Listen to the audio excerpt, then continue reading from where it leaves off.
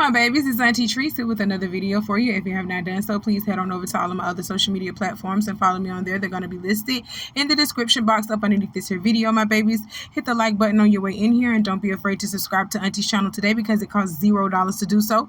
I'm waiting on you. Why haven't you done it, my babies? I got my handy dandy phone, and it's time for us to get into the tea for today. Our first story for today, we're taking it to San Francisco. That's in California, if you didn't know. The city of San Francisco just approved $700 a month sleeping pods to address high rent costs and shortage of housing. Okay? Brownstone Shared Housing offers $700 a month sleeping pods with small twin bed size units with basic amenities like fans, a mirror, and a privacy curtain within a shared living space. After resolving permitting issues with the city, these pods now comply with safety standards, allowing affordable housing in one of the nation's priciest cities. Plans are underway to open additional pods in a larger building next year. Okay? So, let me tell you why I don't like this. I just don't like this. It's too close. I'm too close to these people. I'm too close to people that I don't know. Plus, I didn't see nowhere where y'all said y'all had bathrooms. And if we do have bathrooms, we got to share them with everybody that we're in the building with. And I'm not finna do that because everybody don't have the same hygiene. You know, they don't have the same hygienic rituals as me. They don't go through the same routine as I do. People are not clean. Like, I'm being serious. I just can't do it. Y'all look at the pictures of these pods. These are pods. Like, you sleeping in a jail cell type thing. You know what I'm saying? And they charging you $700 to sleep in a jail cell. Oh, my God. Y'all got to do better. America, this is not even right. This ain't right. Oh my God. You're paying $700 to stay in a storage area. And you gotta share a bathroom with every fucking body. Oh my God. You cannot be real. You cannot be real. All that money we send into Iran. All that money we send into Ukraine. And we are offering people $700 to stay in a storage living unit.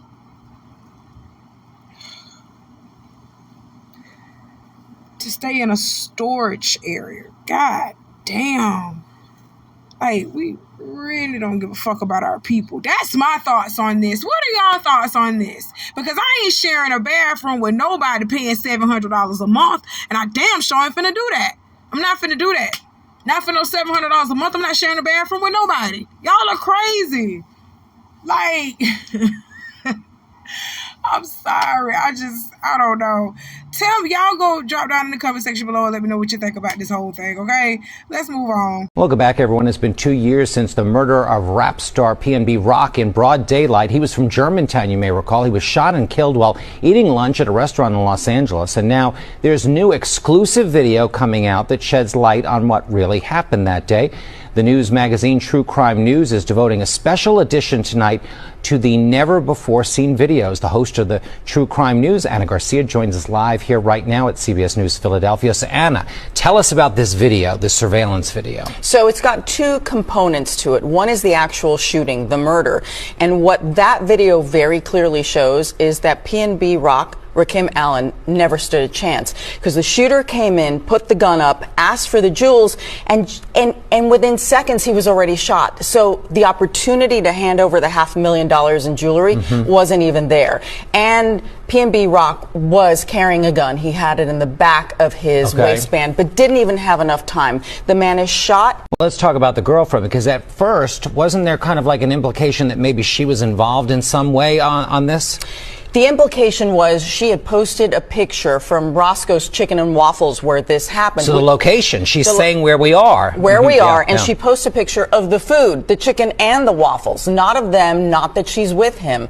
And then the shooting happens. But what we didn't know now that we do excuse me, what we didn't know then that we know now is that that photo had nothing to do with the murder of PNB Rock. The setup had started the minute he walked into the restaurant. He's wearing $500,000 in jewelry. There's someone there who spots him, does a fist bump. We see this on the video. He contacts someone else, a father and son team. Okay. And the food was delayed by almost 40 minutes. But it was just slow that day in the restaurant. We need to set the record straight. She blamed herself. The girlfriend blamed herself for this murder, that it was all her fault. It wasn't her fault. We need to make sure that everyone knows that, because social media and other celebrities jumped all over her, blaming her. Okay, y'all, hit that like button for me. Hit that like button for me. So this is about PNB Rock, y'all. Rest in peace to PNB Rock, who his killers were just sentenced not too long ago to life in prison. Okay, his killers were sentenced into life in prison, and they were a father and son duo that attempted to rob him, but they didn't even get a chance to rob him. They killed him. You see what I'm saying? So now we're learning that this was a setup. This was indeed set up by one of the employees. And the reason why I wanted to speak on this is because a lot of people, including celebrities, were indeed blaming this young lady for posting their location, and she didn't even post that she was with PNB Rock, as earlier stated in the clips that I just played for y'all. She never posted her and PNB Rock together. She just posted that she was having a meal at Roscoe's Chicken and Waffles. The setup had already started once he walked in there with all that motherfucking jewelry and no security. Okay? So I'm not blaming PNB Rock for his death and demise, but I'm telling y'all, all them jewels and shit, y'all got all this money. People be looking to target y'all. Y'all around here walking around with no security or nothing, and you big time celebrities, people are targeting y'all. They looking to grab your chain. They looking to do something to y'all to come up off y'all. Okay? So that had nothing to do with that girl, Nicki Minaj. Yes, I'm calling you out because you was one of the ones that had something to say about this girl posting the location, talking about, oh, it's not. We're rappers and celebrities. We got to be careful of posting our location and everything else. Now y'all just heard this woman say, off of True Crime, she is a part of True Crime Television. She just said that post didn't have shit to do with PNB Rock getting hurt like that, getting killed like that. The setup had already happened when they seen the nigga walk in there with $500,000 of jewelry on him. Oh my God. So I'm going to play y'all this little post, and I'm going to show y'all how hurt this woman was. She was hurt. She didn't even know PNB Rock had passed away until she looked on Instagram. She was still in the interrogation room, and she looked on Instagram, and she was like, they saying so sorry for your loss. And she asked the police officer, she said, is he dead? Police officer had to console her and say, yes, he passed away. She found out that he was gone in the investigation room. But y'all sitting around here talking about, oh, she posted a location and that's what got him hurt. No, him wearing $500,000 of jewelry, walking in Roscoe's Chicken and Waffles is what got him hurt, with no security. That's what got him hurt. Okay, not her. So let's play her video. Let's play this clip of her in the interrogation room, and when she found out about her fiance, because this was her fiance, when she found out that he was gone, I'm gonna play that for y'all, then I'm gonna come back with the rest of my commentary. They know you guys were in there, besides the posting of anything. Felt like he got set up. Before long, the deputy DA confirms their investigation shows PNB was set up, and Stephanie's post had nothing to do with it. In that photograph was only the food. There wasn't an arm or jewelry or any type of wearable items, nothing valuable on the post. That could not have given enough time to orchestrate a plan. Unit headquarters answering questions. Just want to know if he's alright, and I don't care. Can we call the hospital, see if he's okay? As cops work the scene, word quickly spreads. PNB Rock was dead, and the questions begin. A murder occurred following a posting on Instagram or social media. The posting of that may have led to these individuals learning where he was at. Social media users immediately start blaming Stephanie's. I wouldn't sit here and blame yourself. You guys did 1, 2. That's a lot of jewelry on. Yeah, I told him to take it off. As Stephanie replays the tragic moments for cops, she is pleading to understand what happened to PNB. My text messages, everybody's saying sorry for your loss. What is the media saying? Is he okay? Nearly a minute passes. Sorry. He passed away. Who did that?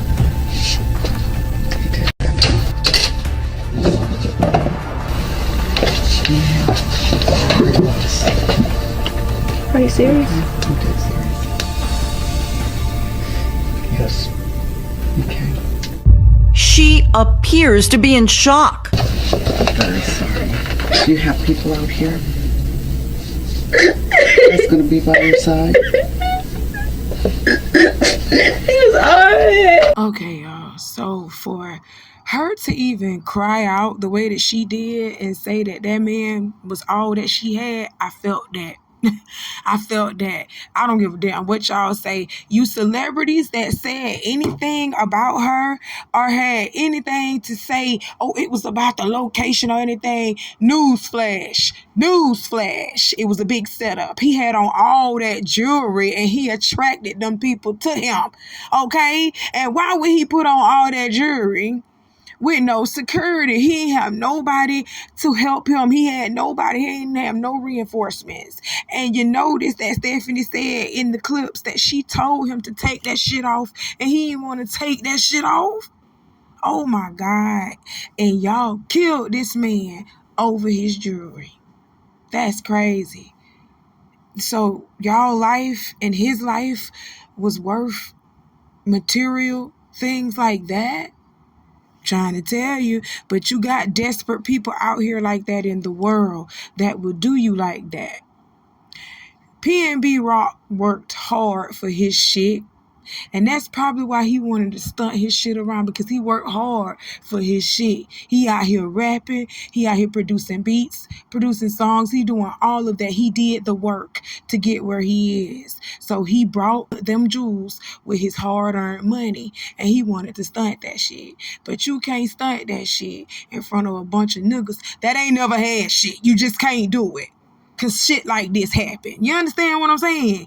We are our own worst enemy, people. We are our own worst enemy. We killing each other over material shit. That's sad. Rest in peace to PNB Rock and all you celebrities who went out there on your Instagrams and on your Twitters and started blaming Stephanie, was on the hate train with Stephanie like the rest of these dumbasses out here. Y'all need to be on this apology train. Like right now, you need to be on a apology tour to Stephanie. That's what you need to do, because that girl had nothing to do with what happened to her fiance. She lost that man. She lost the love of her life. That's sad. And y'all blamed her for her losing the love of her life. Can you be any more insensitive? Can you be any more cruel? Can you be any more not caring, unempathetic? Can you be any more selfish? God, rest in peace to PNB Rock, and condolences to Miss Stephanie and to his daughter, to his family, and to his fans, and to all those who loved him and known him and lost him. Why there's no vindication for me? Because for 4 years, I've been screaming, not just Diddy, but Diddy and Jay-Z are monsters. And the victim-making machine kept going on. Jay-Z has been notable by his silence since these charges were brought against Diddy. Why do you think that is? Because that's what he does. He starts little fires everywhere, forces everyone involved to go and carry water while he sneaks away without a response. That changes now, Sean. You must respond. You have no choice. Harvey Weinstein, Jeffrey Epstein, Robert Kelly, Sean Combs have one person in common, professionally and privately. Sean Carter. This has been a fist of tyranny that has been punching through our culture and our society for decades. It must stop. There's been obviously a lot of Cruelty-free artistry. Right. There's been a lot of rumor mill about what has happened in the rap world. A lot of allegations that the misogyny in the lyrics clearly was based on a general misogyny towards women away from the music. And that clearly seems to have been borne out by these charges against Diddy, which if he's found guilty of all this, he's never coming out of prison. How dangerous do you think? Thank God. How dangerous do you think he is as a person?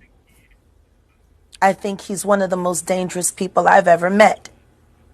A lot of people have been questioning, well, she doesn't really know him. She has no knowledge of him. She doesn't have a picture with him. I'm smarter than Claudia Jordan. I would never take a picture with the devil.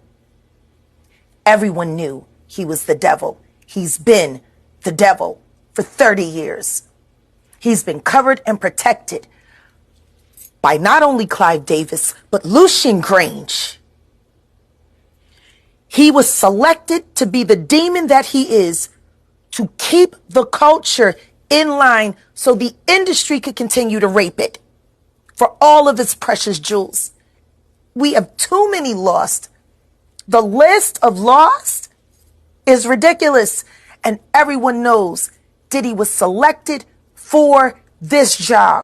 How many victims potentially do you think there could be? Thousands. Thousands. I've talked to hundreds that I deal with still myself. I have 3 victims right now who are willing to give testimony about not only what Mr. Carter has done to them, but his wife as well. They're a nasty little couple. They do nasty things. What do you think happened with Kim Keeping people against their will. Putting people on planes while they're unconscious, just like Aaliyah got on that plane. Unconscious. There's a lot of things that people don't want to talk about, Piers. Listen, like I said, Jay-Z and Beyonce are not here, unfortunately, to respond to that. I know. I'm just being honest. Okay, y'all, hit that like button for me, hit that like button for me, and I'm getting ready to light this blunt. So if you hear the lighter striking in the middle of the thing, that's what I'm doing. I'm lighting this blunt because y'all want to play silly with me about this interview, okay? Piers Morgan playing silly too. So let me tell you why I said what I said. First and foremost, Piers Morgan brought Jaguar Wright onto his platform, Piers Morgan Uncensored, strictly because he knew who she was, okay? So for people sitting around here saying Piers Morgan didn't know that Jaguar Wright was going to come up here and say the things that she said, or he didn't know who she was, he knew exactly who the fuck she was. He knew what she was going to say, because if you did your research on Jaguar Wright like I have, you know for the past 4 or 5 years, she's been saying the same thing about Clive Davis. She's been saying the same thing about Harvey Weinstein. She's been saying the same thing about Jay-Z, Beyonce, and Diddy. She's been calling out the same fucking people. She been calling out the same people for the past 4 or 5 years. So for y'all to sit over here and say that Piers didn't know that she was going to get up here and say that shit about Jay-Z and Beyonce, you is a damn lie, and the truth ain't in you. You heard me? You is. And I know that ain't the proper way to speak, but we down here in the South. Y'all know how we talk. But you is a damn lie, and the truth ain't in you. Piers Morgan knew who the fuck Jaguar Wright was. That's why he even brought her on the show anyway, to say exactly what she said. Now, what Piers Morgan wasn't expecting was the backlash from Jay-Z and Beyonce, because after Jaguar Wright came on Piers Morgan's show and said what she said about Jay-Z and Beyonce, the quiet billionaire couple who don't say shit about nothing. They don't respond to nobody's shit. They don't say shit about shit. But they so happened to watch the Piers Morgan show. They so happened to watch his show and saw Jaguar Wright saying what she said. And then they put a cease and desist on motherfucking Piers Morgan. They struck his ass with a lawsuit. Say, okay, well, they ain't striking with a lawsuit. They threatened him with a lawsuit. They said, if you don't take this shit down, we finna light your ass up with this lawsuit. And you know what Piers Morgan did?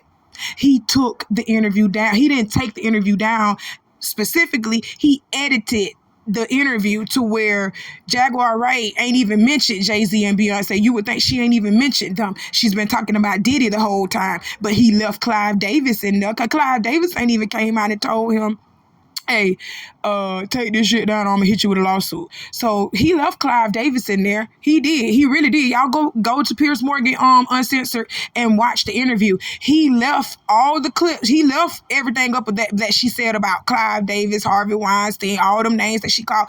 He left that up, but the Jay-Z and Beyonce part, he edited that out completely. Okay? So I'm just letting y'all see these little clips here of where she was going off about Diddy and Jay-Z and Beyonce. He edited that out because Jay-Z hit him with a cease and desist and told him, you gonna take this shit out or we gonna fucking get your show shut down. And this is what caused Piers Morgan to even get on his YouTube platform, on his show, and apologize to a black man, a white man apologizing to a black man and his black wife because he got hit with that cease and desist and he was threatened with a lawsuit of getting his show taken down. So let's hear Piers Morgan backpedal. And then I'm going to go back with the rest of my commentary. The thing about platforms, the reality of the modern world is that pretty much everyone has a platform as long as they have something to say that other people want to hear. That's why we invited her on to be interviewed. The people making these claims have an audience with or without shows like mine. Unexpectedly made several serious allegations about Jay-Z and Beyonce during that interview. As I said in the moment, they were not present to respond or defend themselves, but now they have. Their lawyers contacted us to say that those claims were totally false and have no basis in fact, and we've therefore complied with the legal request to cut them from the original interview. Editing interviews is not something we do lightly at a show called Uncensored. Like the proverbial cries of fire in a crowded theatre, there are legal limits on us too. And we apologise to Jay-Z and Beyonce. Oh, Piers, we not finna just fly by what you said. We finna pick apart what you just said, how you just sat over here and tried to throw other platforms up underneath the bus, saying they've been hosting Jaguar Wright. Well, real life street stars ain't up Piers Morgan. I'm just gonna say that. And the reason why they came after you, because you are a bigger platform. You are a global platform, okay? Yeah, people see real life street stars. Some people see it, some people don't. You know, they're just a YouTube platform. Piers Morgan literally is on national television. That's a global platform. You understand what I'm saying? So that's why they came after you, Piers. They came after you because you got a bigger platform and you have a bigger name. And they came after you as a warning to other bigger names and other bigger platforms to not host Jag. Jag will never be able to get on another show like Piers Morgan ever again in life because they're going to be afraid to host her on the show because Jay-Z and Beyonce are going to send cease and desist letters, hit them with cease and desist, or sue them for hosting Jaguar Wright. That's what this was about. This was not about Jag. This was not about Jag at all. This was a message to other big platforms that if you host Jag on y'all shit, we gonna get your shit shut down. That's what Jay-Z and Beyonce was trying to prove when they did this to Piers. Okay? But this dude got my wheels turning like, why in the hell haven't y'all just shut Jaguar Wright up yet? Because she been talking about y'all. I'm just going to say this. This has been happening way before Piers Morgan. Okay? So that's all I'm going to put in there.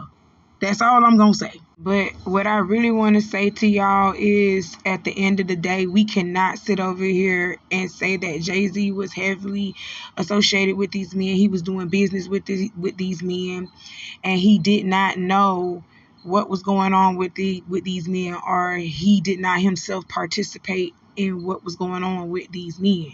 We have heard several allegations on Jay-Z as well for years. He just haven't caught up with him yet.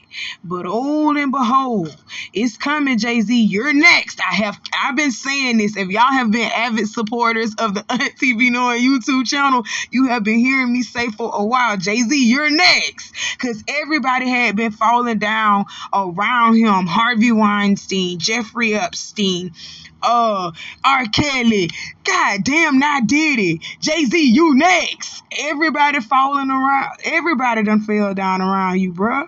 Everybody that you have been closely associated with has fell down around you, but you. Why? Nope. It's your turn. It's your turn. And let me tell y'all have been sweeping a lot of stuff that Jay-Z has been doing under the rug for years too. A judge dismissed a lawsuit that was thrown against Sean Carter. Sean Carter is Jay-Z. Okay? Sean Carter, Harvey Weinstein, Jeffrey Epstein. They were all listed as co-defendants in the case involving the potential purchase of a child. And they were going to use that child sexually, and they were going to traffic that child. A judge threw that out, saying that there wasn't enough validity in the case. Trigger warning, guys. The things that I am about to read off on this case are dealing with a minor child. So if you are sensitive to things like that, please go ahead and click off right now. Hit the like button on your way out. Thank you. I appreciate you. We are about to dive into a case that was brought up on August 31st of 2020. The defendants, Harvey Weinstein, Sean Carter, and Jeffrey Epstein, who was represented in this action as defendant number 1, the 1953 trust, conspired together and with the other defendants to illegally transact a purchase agreement giving them ownership of plaintiff number 1 while she was a minor child residing in the state of Illinois at approximately age 5 or 6 years old in the custody of her parents, plaintiff number 2 and number 3, with the intent of committing criminal sex acts against the plaintiff as a child and throughout the course of her entire adult life. You heard what the fuck I said, and you can see it floating across your screen. Yup, that's Jay-Z and his homeboys. That's Jay-Z and his business partners right there. That's his homeboys. That's what they do. This is the shit that they be doing. We got to go further and tell you the freaky dicky shit that they be doing with children. Okay? Let's go. The defendants 1, 2, and 3 at no time communicated with nor received permission from plaintiffs 2 and 3, the biological and custodial parents of plaintiff number 1, to purchase plaintiff number 1 or otherwise take possession of her at any time as a minor child. So what this is saying is that the parents had no idea what was going on, but in some cases we do know, as like the R. Kelly case, we do know that the parents do be selling their children to these artists. They do. Hell, I just published something about Chris Brown not too long ago where the manager said that the parents were sending their daughters up to Chris Brown to say, yeah, go talk to him, go marry him, go do this, go do that. Yeah, parents will offer up their kids and sell their kids for that money, for the love of money. Yeah, that's just crazy. But we still got more. Let's continue. Over the course of at least 30 years and longer, the defendants conspired to surveil or stalk plaintiff number 1 and 3 in order to track the female plaintiffs with the intent to commit various sex acts against them. So now we know who plaintiff number 3 is just by reading this and looking at this. Plaintiff number 3 is plaintiff number 1's mother, and plaintiff number 2 is the father. Plaintiff 2 and 3 are the father and mother of plaintiff number 1. Okay, so they was trying to fuck her mama too, y'all. They was finna get her mama too. That's crazy. Oh my God, birds of a feather flock together. They didn't say just Jay-Z. They said the defendants. That meant Sean Carter, Jeffrey Epstein, Harvey Weinstein. All of y'all was included in this shit. It wasn't just Jay-Z, but I'm telling you, Jay-Z ain't got a squeaky clean past. His future ain't squeaky clean either, because they finna lock his ass up too. Let's keep going. The defendants number 1, 2, and 3 conspired with the various parties and corporations named as defendants to stalk the plaintiffs in order to drug, abduct, and traffic the plaintiff number 1 to various events known as sex parties, hosted by the now decadent Jeffrey Epstein, who is represented as defendant number 1. Around the world for abuse by elite, high-profile, wealthy purveyors held at all of defendant number 1's properties, including in the U.S. and Virgin Islands, with the intention of committing crimes against the plaintiffs. Okay, so let me explain what I just read. They are saying defendants 1, 2, and 3. They are saying Sean Carter, Harvey Weinstein, Jeffrey Epstein, all conspired with various parties and corporations that they also sued. They also had lawsuits against Jeffrey Epstein's businesses, Harvey Weinstein's businesses, and Sean Carter's businesses. And if you look back in the day, Sean Carter was very much in partner and in business with Harvey Weinstein and Jeffrey Epstein. So not only were they getting sued, their businesses were getting sued as well, because their businesses allowed and participated in the sexual trafficking and abuse of this child. They helped with this. Okay, y'all heard what I just read when it said that Jeffrey Epstein was literally having sex parties, hosting sex parties at his various properties all over the U.S. and the Virgin Islands. One of these motherfuckers, I think it was Epstein, Epstein Island. Y'all had y'all own motherfucking island where y'all was abusing children, where stars, big grown adults, y'all are adults going out there on that island, fucking kids and abusing kids. Oh, we know what happened on that island. That's why Jeffrey Epstein got his ass arrested. And then the coward fucker killed himself. Allegedly, that's what they saying. But I really think he was taken out. He didn't kill himself. Because if you literally over here doing shit like that, creating a whole fantasy island of nothing but children, you really got a God complex. You really didn't think nobody was going to find this out about you, Jeffrey. So no, I don't think he killed himself. Someone took him out because they were afraid that he was finna start spilling the beans. He was finna start telling real good. And a lot of your faves, other than Diddy, a lot of your faves would have been going down the toilet behind this shit with Jeffrey Epstein. Okay? All right. So let's continue on. At the age of 13 specifically, the plaintiff number 1 was stalked in the state of Missouri, drugged, and trafficked to be sexually abused at an event at 9 East 71st Street, Manhattan, New York, 10021 by the conspiring defendants. This property was a known property of Jeffrey Epstein, what I just read. So what this lawsuit is saying, what the plaintiff is saying, at age 13, she was at this house getting sexually abused. And this sex party was hosted by Jeffrey Epstein, none other than the huge pedophile himself, the Pied Piper himself. Y'all thought it was R. Kelly, the Pied Piper. R. Kelly named himself the Pied Piper. Y'all better go look at the character that R. Kelly named himself. R. Kelly named himself the Pied Piper. Okay, and what the history of the Pied Piper is behind with children, the history that he has with kids. Ooh, y'all gonna hate R. Kelly even more. But R. Kelly used to call himself the Pied Piper, and we thought it was because he was saying, you know, he got the dick for the ladies. No, he was saying he got that dick for the children. He got that magic stick for them kids. Because the Pied Piper, that's who he was. He was a person that played his music flute, and he lured the children out of the village. That's how he was luring the children out of the village, with his magic music flute. So R. Kelly said he got the magic music fluid in his pants for them kids.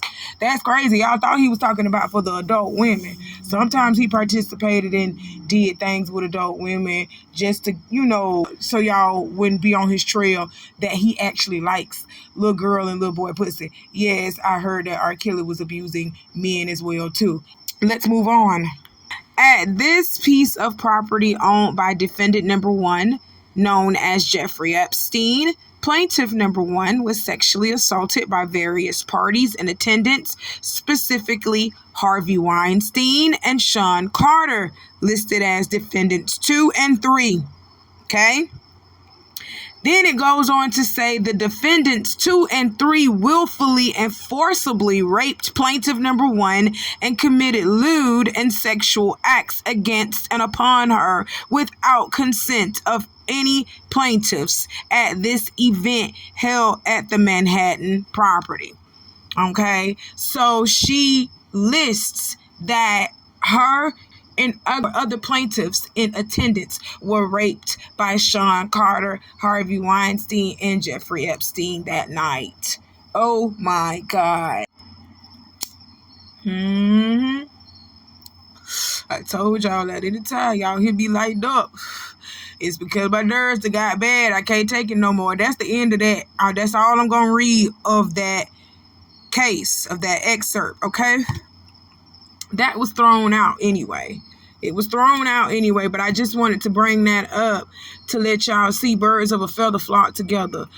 Sean Carter, a.k.a. Jay-Z, Harvey Weinstein, Jeffrey Epstein, these motherfuckers got sued for the illegal purchasing of a child and sex trafficking her and sexually abusing her across the fucking country. Okay? That's what that lawsuit was about. You can't sit over here and tell me that Jay-Z has been in the company of these people, including R. Kelly and Diddy, and he has not done anything. Spare me with that shit. Spare me the bullshit. Jay-Z, you're next. Beyonce, you too. Your little dog too. The little dogs that you got, whatever you got, all that finna get seized. All y'all going down. Hell, y'all heard Denzel Washington out here spilling the beans on him, how he was out here on heroin. He out here on heroin and kissing niggas for movies and shit. Oh my God, we're gonna get into that later. Oh my God, that just hurt my heart to hear about Polar Denzel. But I knew none of these people in this music industry, none of these people in the entertainment world, in the acting industry, in the movie industry, in the producing industry, none of them are squeaky clean. They out here fucking somebody and they out here doing something very nasty to get to the top, to where they have been. Cat Williams even said that to get to the top and stay there, you got to do some things to stay there. Jay-Z did some things to get to the top to where he is, and he's doing some things to stay there. That's it. That's all. Well, that's all that Auntie got to talk to y'all about for today. Thank you for coming and joining me with another Auntie Be Knowing YouTube video. Hit the like button on your way out, my babies. Like, share, subscribe. You know you're coming back. I love y'all. And to my faithful subscribers now, thank you so much for supporting and rocking with Auntie. Happy Thanksgiving to you. Happy holidays to you. I got some good things coming up for y'all, okay? Y'all just wait on it. I love y'all. Y'all be safe out here. I'll check in on you soon. Bye.